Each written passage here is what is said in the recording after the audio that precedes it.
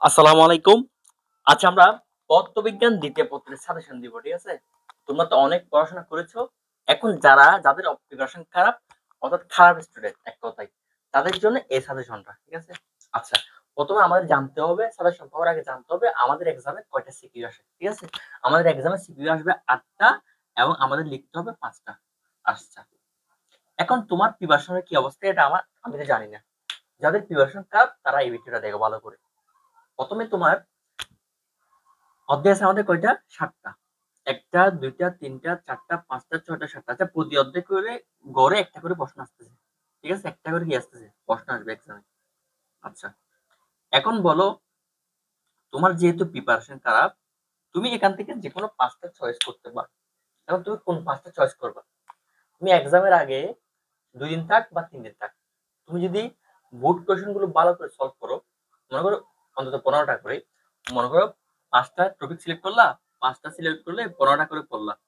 তাহলে ৭৫ টা যদি তুমি বোর্ড কোয়েশ্চেন সলভ করো, তুমি দেখবা তুমি কিছু পড়ো নাই।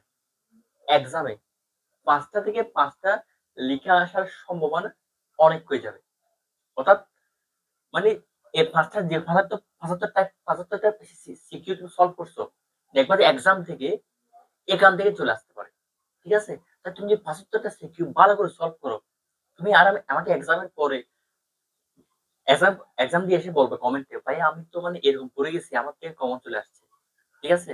ব্যতিক্রম হতে পারে, কিন্তু ব্যতিক্রম হয় না। কারণ বোর্ড কোয়েশ্চেন হচ্ছে প্রতি বছর রিপিট হয়। ঠিক আছে?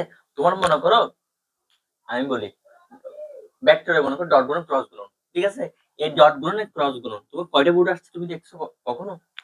অনেক বোর্ড আসছে। এটা রিপিট হয়। তুমি ১৫ টা যদি ৭৫ টা যদি ১ম এ একবার শেষ করো, তারপর আরেকবার প্র্যাকটিস করো, আরেকবার টেস্ট করো।